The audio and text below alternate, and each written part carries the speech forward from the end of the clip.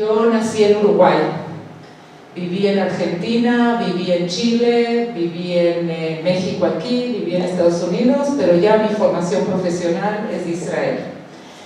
Y lo que quiero compartir con ustedes es un poco cómo Israel llegó a ser lo que aquí escribimos el Startup Nation. ¿Cuáles son los elementos que ayudaron a Israel a llegar a ser el Startup Nation?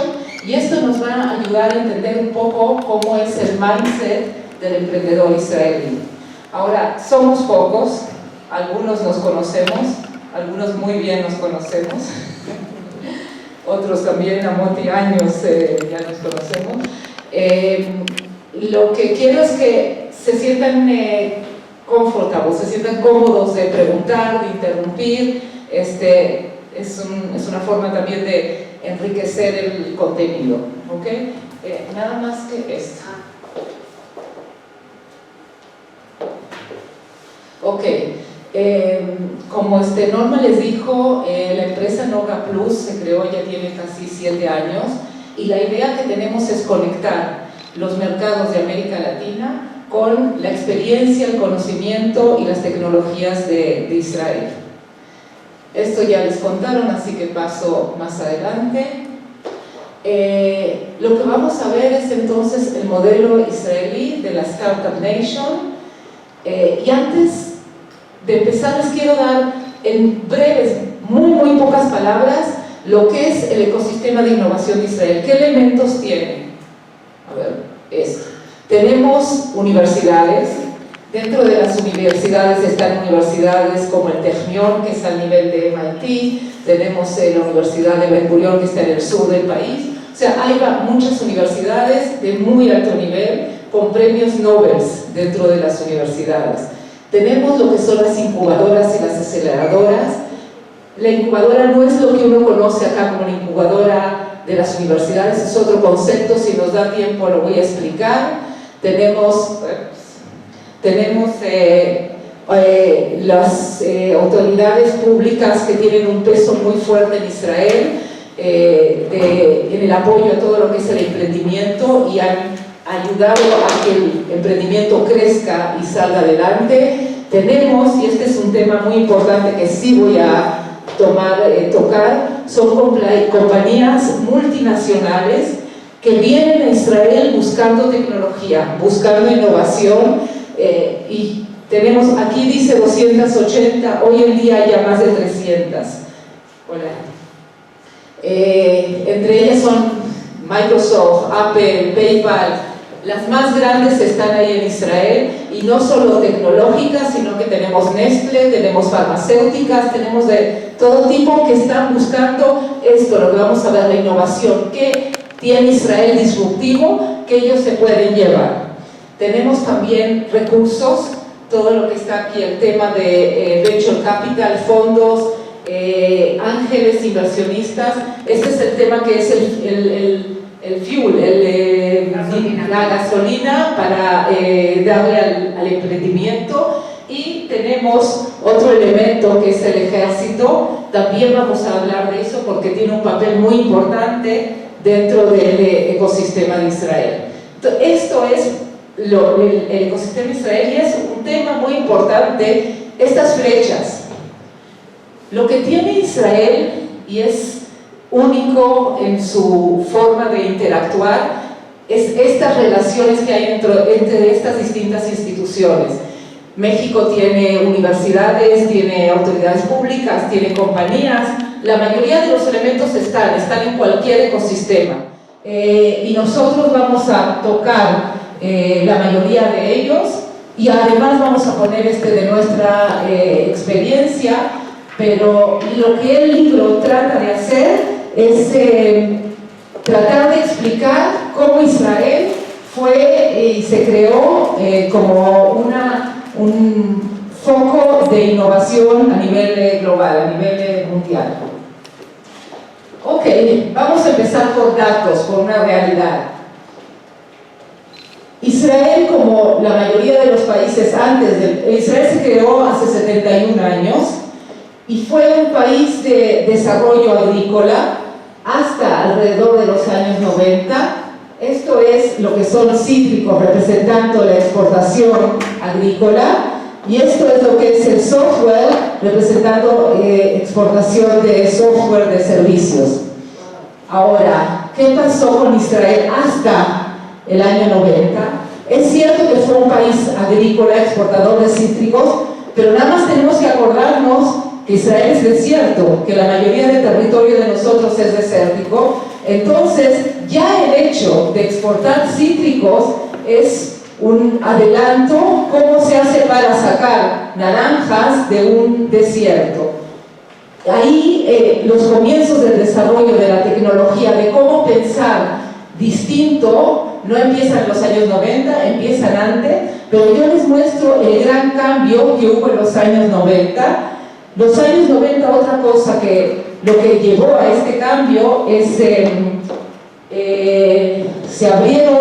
cayó el muro, Europa oriental, occidental, la Unión Soviética pasa a ser Rusia, y muchos de los judíos que vivían en la Unión Soviética, primero todos los que pudieron se fueron a Estados Unidos.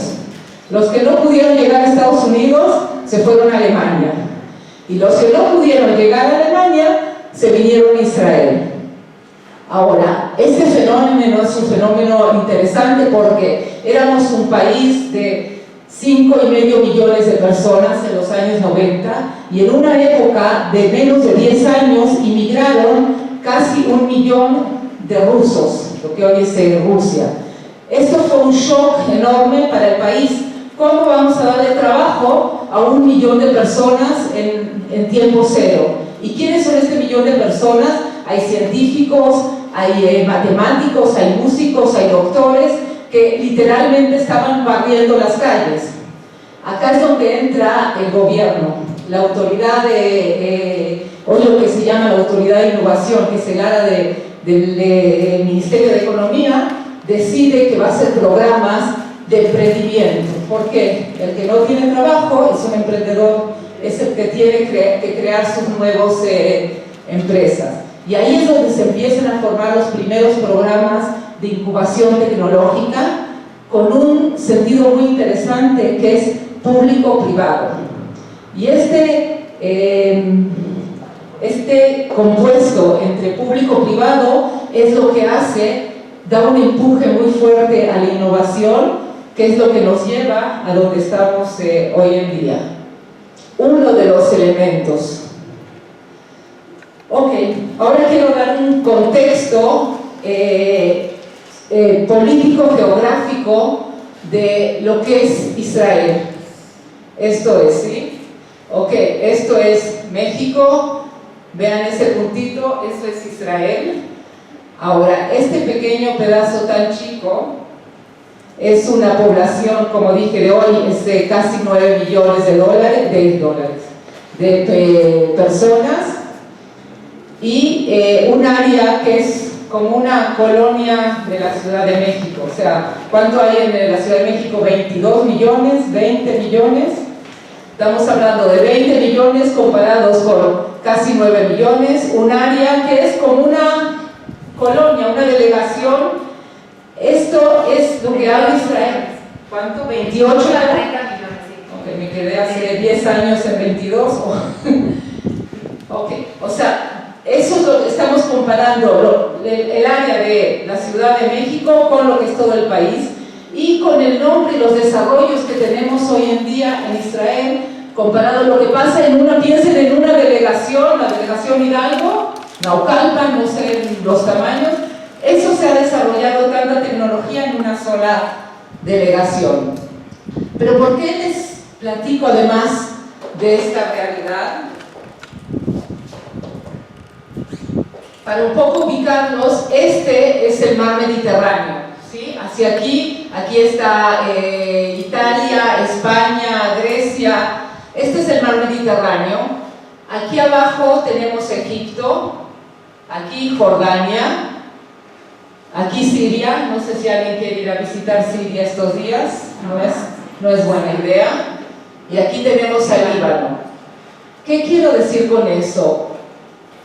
Primero, que un emprendedor o una empresa que quiere empezar no tiene forma de llevar sus productos vía terrestre a ningún lugar, porque estas fronteras no son muy amigas de nosotros. En el mejor de los casos tenemos algún convenio, pero no es un convenio económico. O sea, si yo produzco acá, no puedo agarrar un camión que tarda 1 hora en llegar hasta acá y vender, porque no es una frontera abierta. Tampoco lo puedo hacer con Jordania, menos Siria ni Líbano. O sea que en forma simple no puedo vender un producto a mis fronteras. Entonces lo tengo que sacar o por mar o por aire. Ahora, un emprendedor que tiene que pensar en vender, quiere vender mucho. 8 millones de habitantes no es mucho, es nada para un producto. Entonces, ¿qué tengo? Poca población, no tengo fronteras. ¿Qué tengo que pensar? Tengo que pensar en grande, global, o sea, irme fuera de mis fronteras. ¿Y cómo hacer para hacerlo barato? El software, los servicios son algo que no necesitan que no se transporten, ¿no? Es todo por la nube, es todo por internet. O sea que el software, el emprendedor cuando empieza su primer emprendimiento, desde el principio piensa global, piensa tecnología. Porque hacer maderas o muebles y llevarlos, no tengo a dónde llevarlos ni cómo llevarlos, es muy caro.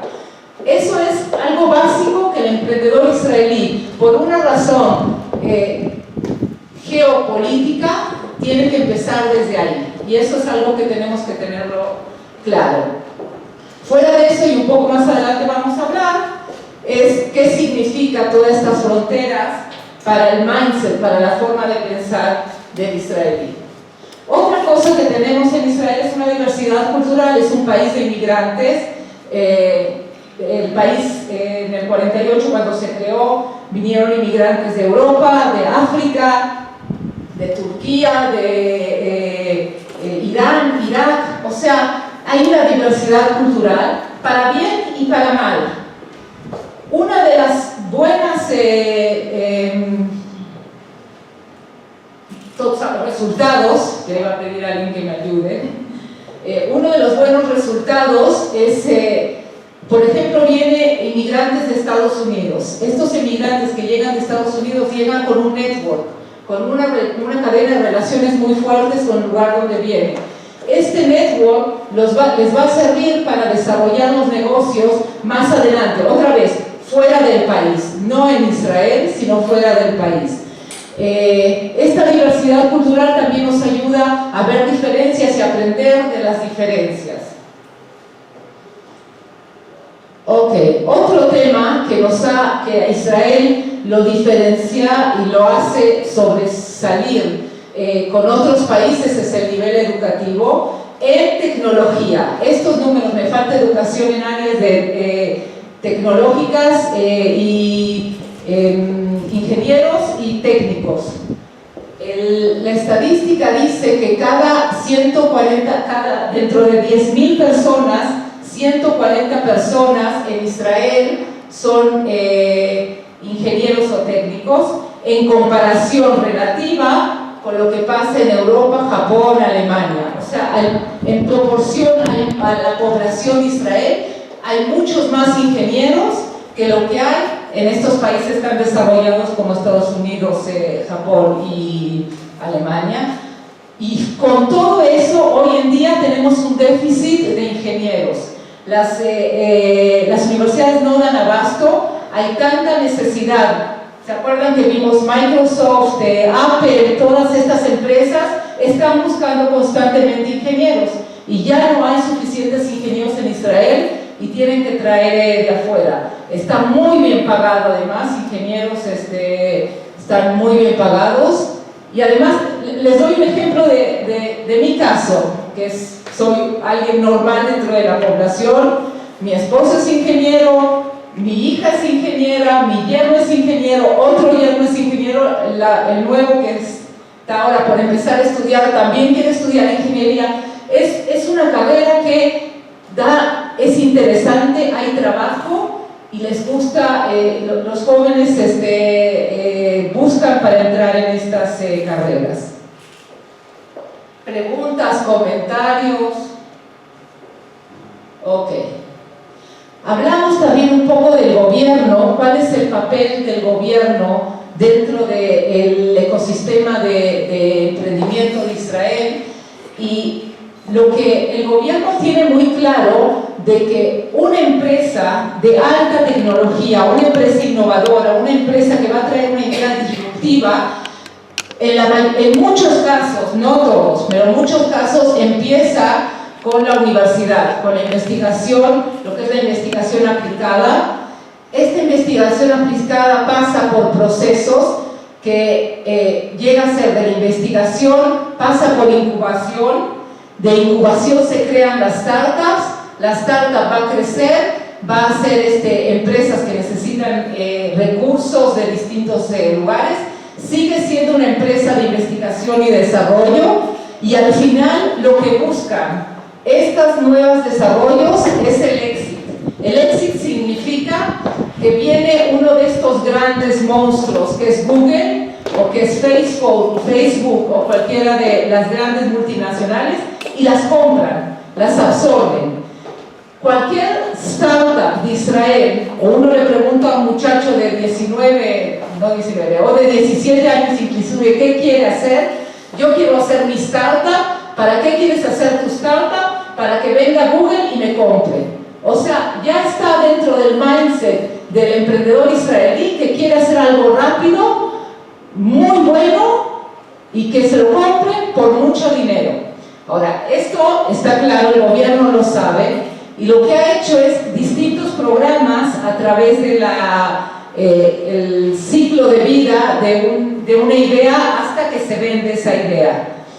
Y lo que ha hecho es programas, sobre todo en esta área, que es lo que se llama el Valle de la Muerte. Es donde caen la mayoría de las empresas, de las startups caen. ¿Qué quiere decir? Ya no tienen recursos, no tienen clientes, no pueden seguir viviendo.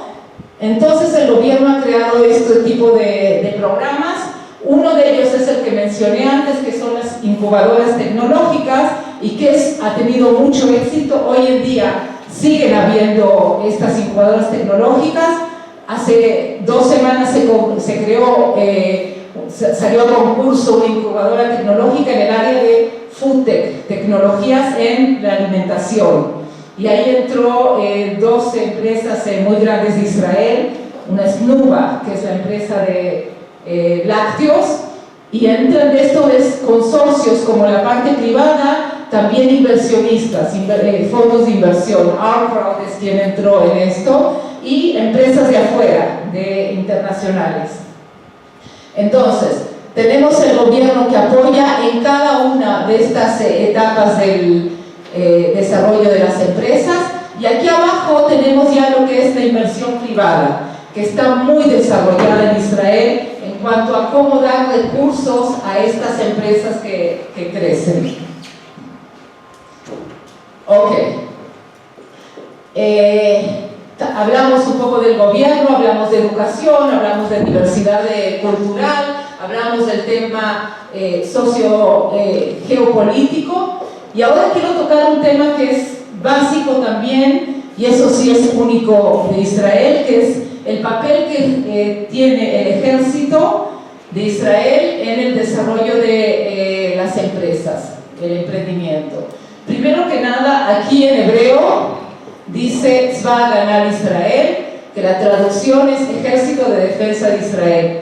Y es importante decir que el ejército no es un ejército que busca a quién conquistar, no es un ejército de conquista, es un ejército de defensa. Y así se transmite a los soldados y a sus oficiales. Eso es lo que tiene en mente. Ahora, es cierto que somos de defensa, y se acuerdan el mapa, necesitamos estar en constante defensa, y tiene que ser un ejército de calidad comparado con cantidad de enemigos que tenemos todo a nuestro alrededor. Y esa calidad se ve en las unidades que hay, las distintas unidades del ejército, y les voy a hablar de dos unidades en especial. Una es la unidad que se llama 8200, Shmone Matai. Esta unidad 8200 toma a los muchachos más capaces, más inteligentes, que los identifican a los 16, 17 años. Hay exámenes para toda la población que les hacen, identifican a los que son más capaces y ya desde ese momento los invitan a que cuando tengan 18 años vengan a trabajar, vengan a participar en las unidades de 8200, que sobre todo son seguridad cibernética o desarrollos de tecnologías especiales en computación para el ejército. El ejército es obligatorio para hombres y mujeres, de los 18 a los 21 años los hombres, las mujeres de los 18 a los 20 años, y todo el mundo está obligado a hacerlo. Hay excepciones, pero como el gobierno obliga a cada muchacho a participar. Entonces, uno es estos muchachos que entran a estas unidades especiales de seguridad cibernética y en 3 años salen siendo especialistas a mejor nivel, porque hablamos de calidad, para desarrollar nuevas tecnologías en computación. ¿Quién los busca estos muchachos cuando salen del ejército a los 21 años? Las empresas. Ahí está Facebook pagándoles $5,000, $6,000 por mes a un muchacho de 21 años. ¿Por qué? Porque son muchachos que cuando estuvieron desarrollando también les enseñan lo que es la responsabilidad, les dan presupuestos muy grandes que manejando presupuestos, desarrollando tecnologías. En 3 años, muchachos brillantes llegan a tener muchas cualidades que estas empresas están buscando. Están atrás de ellos. Muchos de ellos realmente no estudian y enseguida empiezan a trabajar. Otros sí estudian. ¿Y qué estudian? Carreras tecnológicas, sobre todo ingeniería. La ingeniería más solicitada es la electrónica. Después está software de computación, pero lo que más... Entonces dije que iba a dar 2 ejemplos. Este es uno.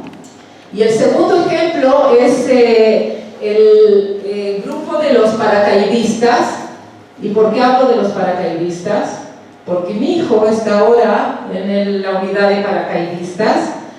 Pero, ¿qué es lo que tiene de especial? Las unidades tienen unidades especiales que preparan a los muchachos para que sean capaces de estar en situaciones muy difíciles y puedan salir de ellas en forma bien y sobre todo salgan con vida. O sea que los preparan para lo peor. Piensen que un muchacho que lo prepararon así, después sale a ser emprendedor.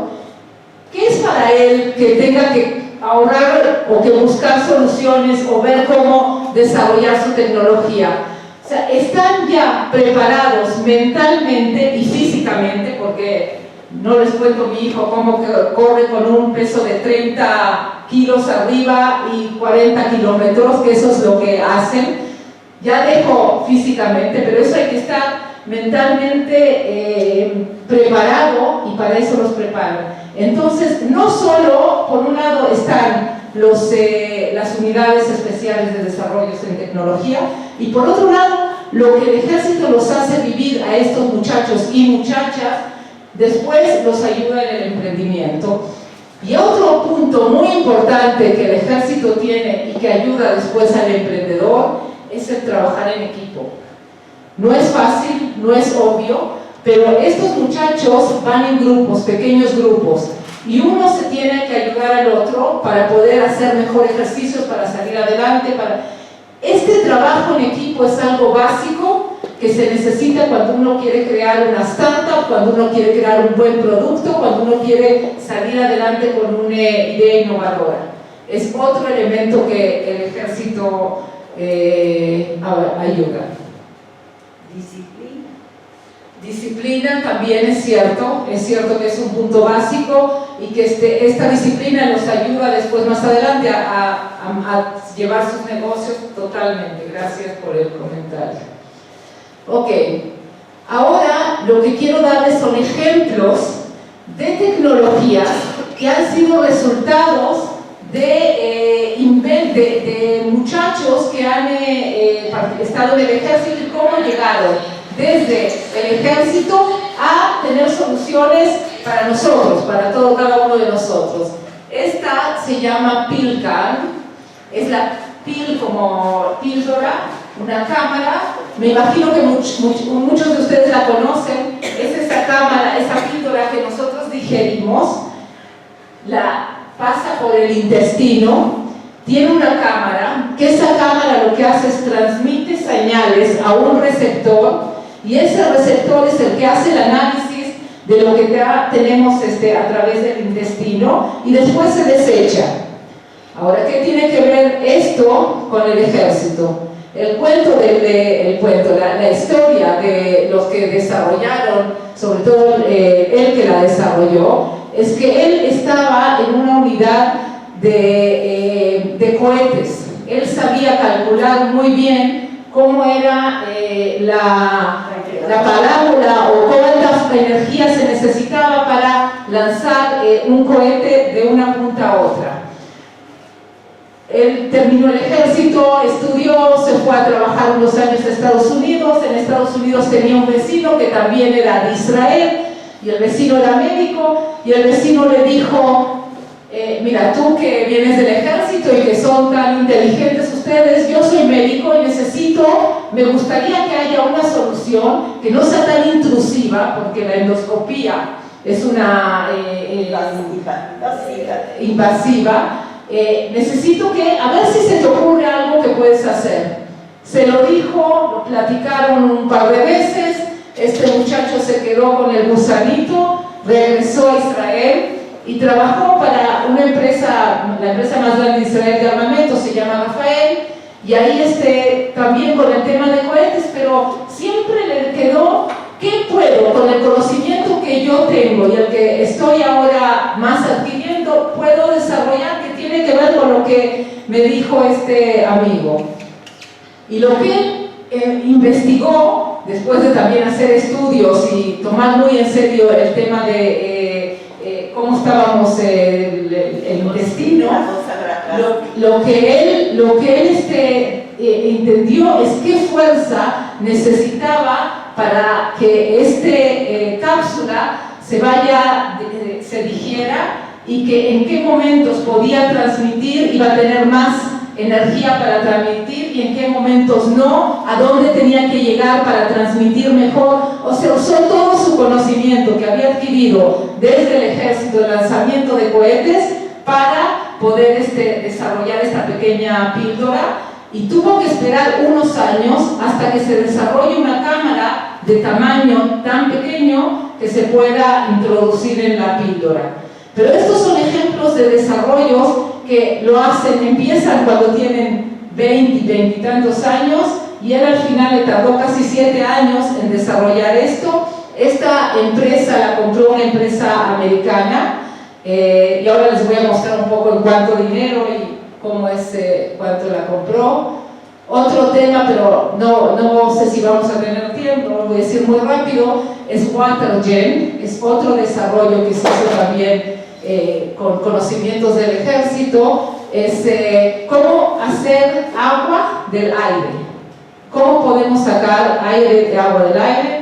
En principio no es tan complicado, porque el aire acondicionado es del aire acondicionado cae el agua, el aire que está lo tira, pero lo que ellos hicieron es una patente para filtrar esto y que sea agua potable. Y la idea es un emprendimiento social, porque esto lo que quieren es que llegue agua a cualquier población que no tienen cañerías, o que van los niñitos cargando con los baldes de agua. Este es WaterGen. Hay en México ya, esta empresa ya está en México, en varios lugares. Y estos son varios ejemplos de otras tecnologías de Israel. No sé si sabían que el tomate cherry es un desarrollo israelí que empezó con la universidad. El SanDisk, que es la memoria portátil, es un invento israelí que lo compró la empresa SanDisk. Mobileye es uno de los casos últimos que se vendió esta empresa, la compró Intel, como les dije, se desarrolla de la universidad, se hace cada vez más grande y vienen estos monstruos como Intel y la compran. Mobileye, estoy segura que ustedes la mayoría la conocen, son los sensores que hay en los coches. Cuando uno se acerca demasiado a una persona, hay un bip que es una alarma o cuando uno se pasa de carril. Esos son sensores, todo es a base de sensores.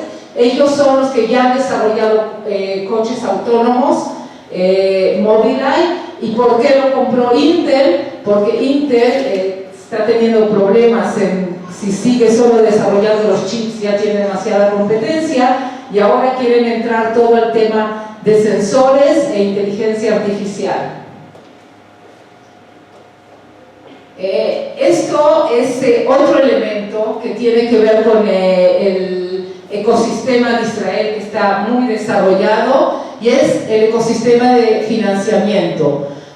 Como les dije, dinero es necesario para crear empresas, todo lo demás es necesario, el dinero también, y hay todo un sistema ya muy engrasado en Israel, de cuánto dinero se da, quiénes dan esos dineros y a qué etapa de la empresa se le da. Al principio es la época de la incubación, que se necesita relativamente poco dinero. Después viene lo que se llama la inversión semilla. Después hay varias series y estos son inversiones.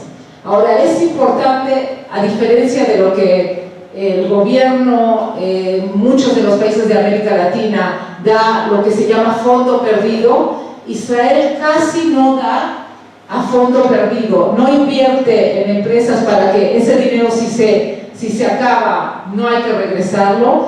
En la mayoría de los inversiones que hace el gobierno, pide a la empresa que le regrese la inversión que se les dio. Lo regresa en caso que le vaya bien, o sea, si tiene ventas lo tiene que regresar, si es que muere la empresa no, pero lo motiva mucho para que pueda, para que regrese ese dinero y le da todo el ecosistema para que tenga éxito y pueda regresar. Eso quiere decir que el dinero regresa al ejército, al gobierno. Ahora, eso es lo que estamos hablando de recursos de gobierno, pero todo lo que hay aquí, todo esto, desde aquí, o sea, las cantidades fuertes de dinero son privados, son inversiones privados, y los privados lo hacen porque les conviene, porque es un buen negocio. La inversión es un negocio. En México, en los últimos años se está desarrollando mucho el tema del venture capital, que es invertir en tecnologías nuevas. ¿Qué quiere decir invertir en tecnologías nuevas? Yo le voy a invertir a una empresa, le voy a dar $1 millón y me voy a quedar con un 30% de la empresa. Pero ¿cuándo lo voy a hacer? Cuando yo creo que ese $1 millón que yo puse por un 30% de la empresa, en 3, 4, máximo 7 años, se va a convertir en 7 millones. O sea, invertí 1 y en 7 años se va a multiplicar por 5 o por 7 en muy poco tiempo. Eso es lo que todos estos señores están buscando. O sea, nadie lo hace porque es bonito, sino porque hay una inversión detrás de esto. Y la mayoría de este dinero no es israelí, empezó siendo la mayoría americano, hoy hay chino, hay de India, hay dinero de todo el mundo que está llegando a Israel. Y esto es lo que les dije al principio, que son las multinacionales que tienen centros de investigación y desarrollo, R&D, y centros de innovación en Israel. Estos son los que están buscando a los ingenieros, o están buscando a los agrónomos, o están buscando a los que desarrollan nuevas medicinas.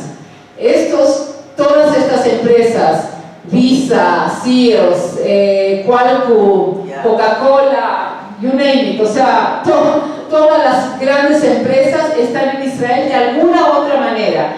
Algunas tienen un representante solamente que ¿qué hace todo el día? Busca tecnologías, va a eventos y ve qué cosas nuevas hay, va a las universidades y ve qué están desarrollando, va todo el tiempo a aceleradoras, incubadoras, se conecta y ve qué es lo que se está desarrollando en Israel. Otras compran, como les dije, compran una startup, una empresa y la ponen a que se siga desarrollando en Israel para llevarse esa tecnología para afuera. Estas son las empresas de Estados Unidos, estas son las empresas europeas, estas son de Asia, y lo que nosotros como Nova Plus queremos hacer es que haya una línea y que tengamos América Latina. Dentro de América Latina ya tenemos 3 grandes empresas que están en Israel trabajando muy fuerte. Una es NextGen, que compró a la empresa Netafim. NextGen es empresa de químicas, de desarrollos químicos muy grande, mundial, de mexicana, y que compró a la empresa que desarrolló el riego por goteo, que se llama Netafim. Lo compró hace un año, fue una compra muy grande. Esta empresa Netafim, del riego por goteo, es un kibutz que desarrolló esta empresa. Otra que hay en Israel es Cemex. Todos conocen a Cemex. Cemex compró también a una empresa israelí que se llama Readymix y tiene un centro de innovación en Israel que con eso está buscando en el área de construcción cómo pueden desarrollar. Y está Bimbo. Nosotros tenemos la suerte de ser los que estamos representando a Bimbo en Israel y buscando tecnologías para ellos. Pueden ser tecnologías en el área de alimentación, o pueden ser tecnologías en el área de logística. Cada vez nos piden, son tan grandes que tienen siempre distintas exigencias. Entonces lo que queremos es poner ahora acá abajo empresas mexicanas, brasileras, de América Latina. Esto es lo que les dije, son los centros, que hoy hay más de 300 centros de investigación y desarrollo. Rápido, ejemplos de compras. Como les dije, Intel compró a Mobileye. Estos son 15.3 miles de millones de dólares. Es billions, es en americano. Es que tenía en millones de dólares y lo tuve que cambiar porque es 15.300 millones. Es locura. Entonces, esta ha sido una de las compras más grandes que hizo una empresa internacional a una empresa israelí. Ahora les cuento que esto para Israel también entran muchos impuestos cuando hay una compra como esta, pero hay una fuga de conocimiento, una fuga de no se siguen desarrollando las cosas para Israel. El gobierno no le gusta mucho que hayan estas grandes compras. Y entonces lo que el gobierno está apuntando estos últimos años es que en vez de llamarla la Startup Nation, porque startups son chicas muy buenas y muy rápidas, la quiere hacer el branding, hacer la imagen de Scale-Up Nation, o sea, una nación que hace escalamiento, hace sus productos, quiere hacer multinacionales que sean las israelíes, sean estas. Que lo que esté de este lado sean empresas israelíes, que son las que compran a las pequeñas empresas. Y otro ejemplo que seguro todos conocen es Waze, que no es 1.000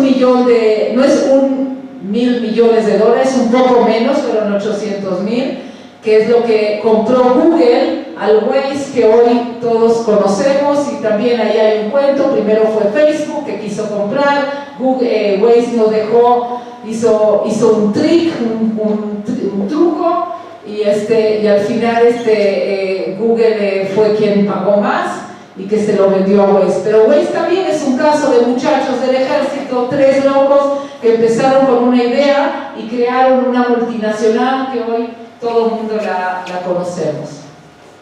Y esto es lo que les mencionaba, que es esta empresa Nextgen que compró a Netafim. Y en la última adquisición grande que se hizo en los últimos meses es PepsiCo, que compró una empresa que se llama SodaStream, que también es el tema viejo, que es, ¿se acuerdan los sifones que teníamos de soda? Revivieron la tecnología, hicieron algo mucho más moderno, ágil, y pudieron desarrollar con eso, pudieron crecer mucho hasta que PepsiCo la compró.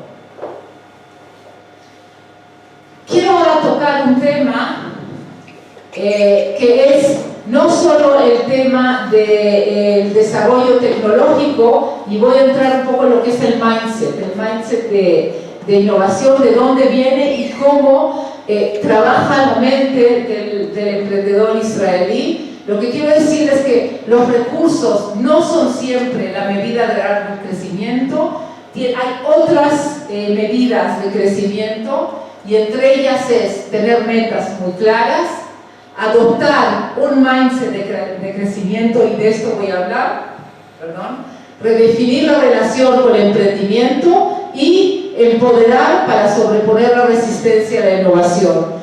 Y este último punto voy a tocar una sola cosa, es, me imagino que todos conocemos empresas o lugares donde se quiere hacer innovación, pero siempre hay barreras, siempre hay gente que no nos dejan cambiar, que se oponen, que le tienen miedo.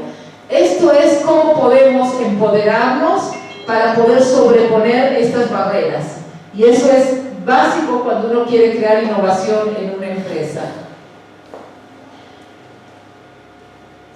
El término mindset lo desarrolló Carol Dweck, que ella es una académica de psicología de la Universidad de Stanford.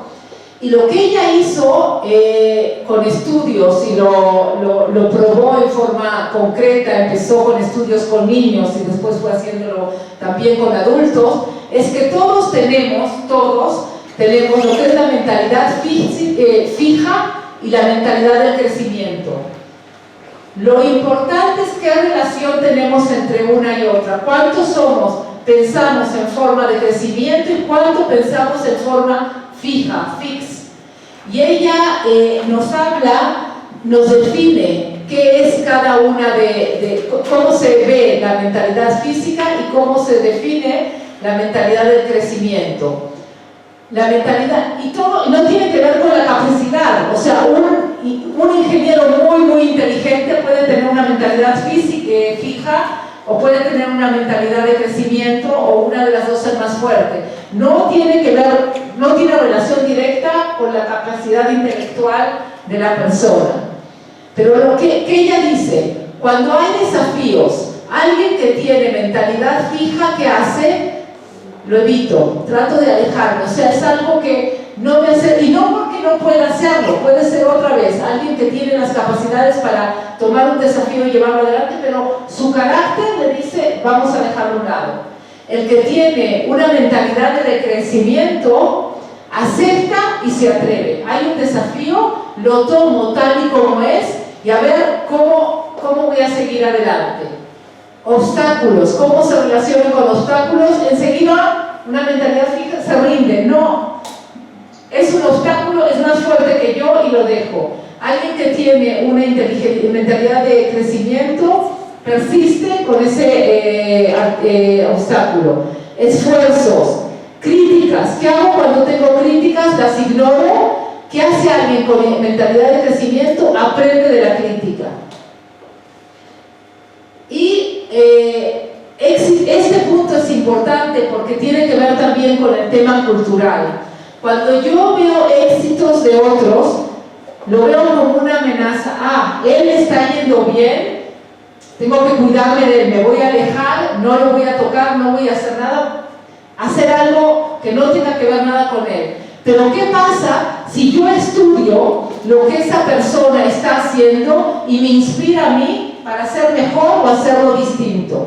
O sea, el éxito de los otros, si lo puedo ver como algo que me puede ayudar a mí, me puede inspirar, es algo que tiene que ver con la mentalidad del crecimiento. El emprendedor israelí tiene esto, lo que es ser, cuando tiene desafíos, es arriesgado, se atreve. El trabajo duro los obstáculos hay que persistir. Y el tema de la resiliencia es un tema que en México se ha tocado y se está tocando cada vez más, porque otra vez es un tema cultural. El tema de la resiliencia es que si me fue mal, si mi primer negocio no salió adelante, ¿qué hago? ¿Hago otro negocio o me empleo en un banco? O sea, soy una persona, un economista o un contador muy bueno, tuve una excelente idea, pero ¿saben qué? No me fue bien. ¿Por qué no me fue bien? Porque hubo una devaluación que no tiene nada que ver conmigo, o porque no sabía cómo mover mi producto. 1000 razones puede haber por las que no me fue bien. ¿Qué hago? ¿Dejo o aprendo de mi fracaso? Y con este fracaso hago mi próxima empresa y ya voy a saber qué no hacer. Ya soy resiliente. Los próximos fracasos me hacen más fuerte de lo que yo era antes. Y el israelí también eso tiene un poco que ver con el tema del ejército. El ejército hace a los muchachos y las muchachas que sean resilientes. Tienen un fracaso, no les fue bien un ejercicio, los ponen a todos a hablar sobre ese ejercicio, qué no estuvo bien y qué aprendiste, y otra vez hacerlo, y otra vez hacerlo. O sea, imagínense lo que es subir en 30 segundos a una montaña y no lo hicieron en 30 segundos. Regresen todos, ahora sí, ¿por qué no? Porque había tierra, porque me dolía el pie, ok, ya no te va a doler el pie, ya la tierra que no la vas a sentir. O sea, te hace eso más resiliente para ser más fuerte, y eso te lleva también a los negocios, lo llevas contigo para los negocios. Y ya les hablé del tema de la resiliencia, la creatividad es obvio, y la creatividad, hablando de México, nosotros hicimos un estudio que comparamos la creatividad de un emprendedor israelí y la creatividad de un emprendedor mexicano, y debo decirles que los emprendedores mexicanos no quedan abajo y a veces son mejores en creatividad que el emprendedor israelí. Lo que pasa es que, ¿se acuerdan del ecosistema, lo que vimos al principio? No es suficiente la creatividad. Necesitamos universidades, necesitamos recursos, necesitamos que se relacionen unos con los otros. Entonces, la creatividad es básica, necesaria, nada más que no se nos olvide que necesitamos otras cosas. Este tema es lo que es el desafío de la autoridad. Hay un estudio que se hizo de Hotzfeld, muy conocido, que es el Power Distance Index, y uno de los elementos que tiene ese índice es la autoridad. La autoridad comparada entre lo que es un jefe, cómo se relaciona un subordinado con su jefe en México, o cómo se relaciona un subordinado con su jefe en Israel, es muy distinta. La distancia que hay entre un subordinado en México con su jefe es muy grande. Uno le tiene pena, tiene la autoridad, cómo le va a decir algo, cómo se va a acercar. En Israel, la distancia que hay entre un subordinado y un jefe es muy chica. ¿Qué quiere decir? El israelí va a ir con su jefe, es casi de iguales. Le va a decir lo que piensa y qué es lo que tiene que hacer y cómo lo tiene que hacer. Muchas veces no tiene razón, pero otras veces sí, y el jefe lo acepta. O sea, también sabe aceptar consejos, opiniones de un subordinado. Y eso es importante para la relación con emprendedores que no tienen pena de ir con alguien de un nivel más alto de él. O sea, voy a ir al banco porque necesito un préstamo. Voy a llegar con el director general del banco y él tiene que entender por qué yo necesito un préstamo y que el interés sea menor. O sea, no tiene pena de llegar con quien tenga que llegar para ir. Y esto me lleva que es chutzpan. Chutzpah es una palabra que es como una mezcla de audacia, de creerse mucho, con una seguridad en sí mismo, de que yo puedo decirle lo que yo creo, lo que quiero a casi cualquier persona. O sea, una persona que tiene chutzpah tiene la arrogancia y la audacia de ir con cualquier persona. Y esto a veces tiene una connotación positiva y a veces tiene una connotación negativa. O sea, a veces uno se pasa de audaz o de creerse, y eso es malo, se ve mal, pero por otro lado eso me deja llegar a quien quiero llegar. El que vaya a leer el libro del Startup Nation, hay un ejemplo de cómo unos muchachos que creían que tenían una solución para Intel, estoy hablando en los años 90, cuando Intel estaba en crisis de cómo desarrollar sus chips y que tengan más memoria y calienten menos, llegaron 3 locos israelíes y le dijeron al director del CTO, el director general de Intel, que ellos tenían la solución. Una persona que tiene a su cargo 500 de los mejores ingenieros del mundo, ellos vinieron con su chutzpah, pensando que tenían la mejor solución, en este caso tal cual, o sea, sí la tenían. No siempre sucede, pero la característica sí ayuda a empujar y seguir adelante. Y hay otros que son, cualquier emprendedor en cualquier país del mundo tiene que ser arriesgado, tiene que ser competente. O sea, si alguien no entiende de lo que está haciendo, no importa si es Israel, México o China, no sirve. Y el trabajo duro, o sea, hay elementos que son más característicos del emprendedor israelí, como el desafío a la autoridad, la chutzpah y la resiliencia, que son embedded, están incluidos dentro de la cultura israelí. Ok, y esto me lleva un poco antes de esto quiero ver si hay comentarios, preguntas. Ahora les doy para sacarlo todo. Antes de llegar a esto, alguna pregunta, comentario, porque lo que quiero hacer ahora es platicarles en muy breve lo que es el curso que vamos a dar, que tiene que ver sobre todo con los temas del mindset israelí y cómo un empresario, un emprendedor podría llegar a tener. ¿Preguntas? Yo tengo una pregunta. En general, el jefe en Israel acepta este acercamiento de un subordinado a que le diga lo estás haciendo mal o yo tengo una mejor idea. Como en cualquier lugar hay temas de carácter, o sea, alguien que le cuesta recibir crítica le va a costar, no importa en qué situación sea, pero sí hay una aceptación general de escuchar otras ideas. Y, ¿sabes? También otra vez regreso un poco al ejército. ¿De dónde viene esto? Cuando somos soldados, todos los soldados vienen. Un soldado es el hijo de un médico que está en el Technion, que es de la mejor universidad, y el otro es el hijo de que tiene una tiendita en la calle de Tel Aviv. O sea, están todos en lo mismo. ¿Y quién puede ser el capitán de estos muchachos? Puede ser el hijo de un doctor o el hijo del que tiene la tiendita. O sea, la relación se aprende ahí de que hay, por un lugar hay un respeto, pero por otro lado puede ser el que está abajo mío, que tenga más capacidad o más conocimiento que yo y lo acepto.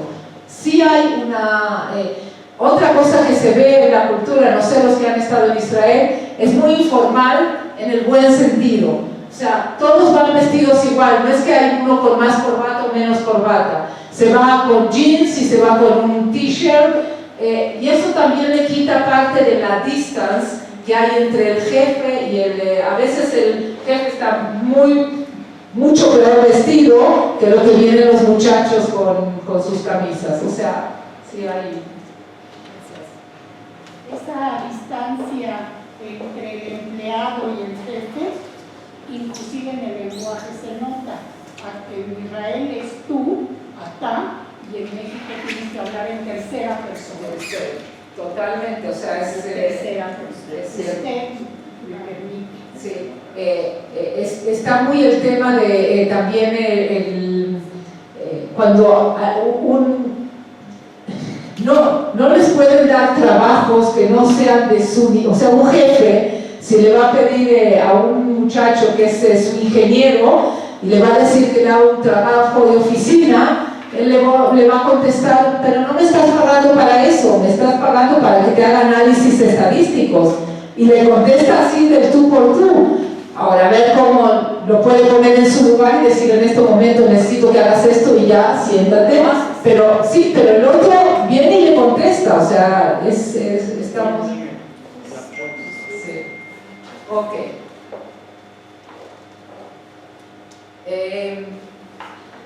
La idea del taller que tenemos del mindset de innovación israelí tiene como objetivos, y esto sí lo voy a ir leyendo, es herramientas innovadoras y de vanguardias. ¿Y qué nos van a dar estas herramientas? ¿Para qué nos sirven? Para fortalecer competencias y habilidades. ¿Qué vamos a poder hacer con esas competencias como emprendedores, como empresarios? Retos de la actualidad de una manera más efectiva y eficiente. O sea, hoy en día hay retos que son distintos de los retos que habían antes. Les doy un ejemplo, que es lo que pasa con las grandes empresas, hablando de empresas al tamaño de Bimbo. Para crecer, ¿qué se hacía hasta ahorita? Compraban otra empresa. Y compraban en China, en Estados Unidos ya tienen medio mercado, en Italia, en España, compran, o sea, van trayendo otra nueva empresa y con eso van creciendo.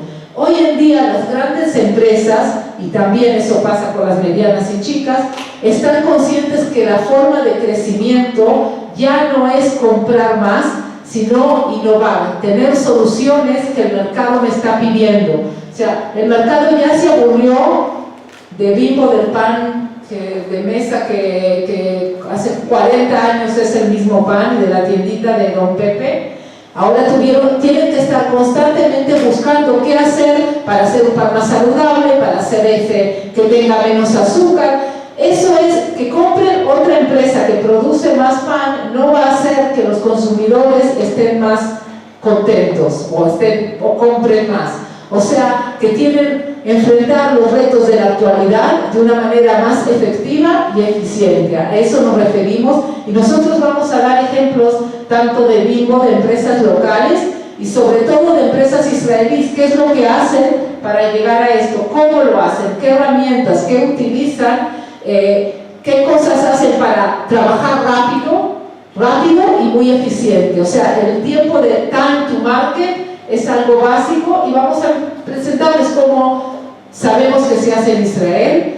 Y lo que queremos, que es lo importante, es generar un cambio en la gestión de la organización que impactará positivamente a los negocios. O sea, queremos que al final de cuentas estamos hablando de negocios, o sea, muy bonito, les podemos hablar de cosas interesantes, de herramientas nuevas, pero al final lo que se quiere es de que con las herramientas y con lo que nosotros les podamos transmitir puedan hacer mejor negocios.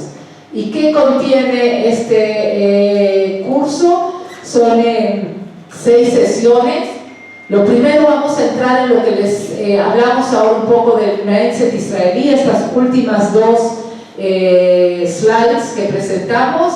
Vamos a hablar de la dinámica y la cultura de la innovación, hablando esto de distancia, por ejemplo, como lo que pusimos ahora, como yo les puedo dar muchos ejemplos de lo que pasa en empresas, startups de Israel, y qué es lo que pasa aquí con Bimbo. Es como si estuviéramos hablando de 2 planetas distintos, pero que hay una disponibilidad muy grande y los cambios se están dando. O sea, es distinto lo que pasaba hace 2 años que lo que está pasando hoy en día, en lo que tiene que ver a la dinámica y la cultura de innovación. Empresas en México están creando sus unidades de innovación y buscando a veces o creando soluciones internas dentro de su misma empresa, o lo que se llama Open Innovation, trayendo soluciones de afuera.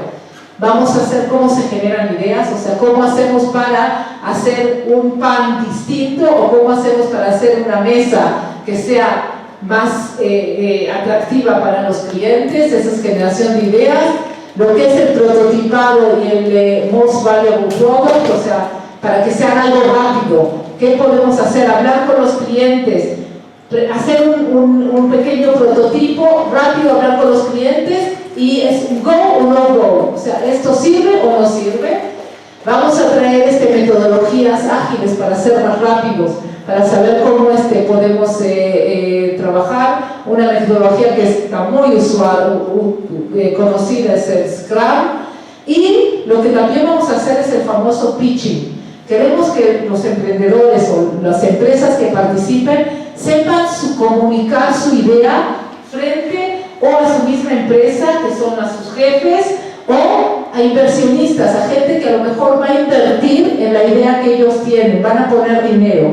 Y eso también hay que aprender cómo presentar ideas hacia afuera. Y lo interesante de todo esto es que queremos al final hacer un demo day. Cada uno de los participantes va a desarrollar su propia idea que sea relevante para su empresa, y vamos a poner una mesa de inversionistas que va a decir: yo invertiría en esta empresa $100,000, en esta 200,000, en esta no invierto, y ese va a ser el aprendizaje. ¿Por qué en esta no invierto y en esta sí? Tengo en total $200,000, ¿en quién invierto? ¿Sí o no? ¿Y por qué? Y eso es lo que queremos que sea el output de este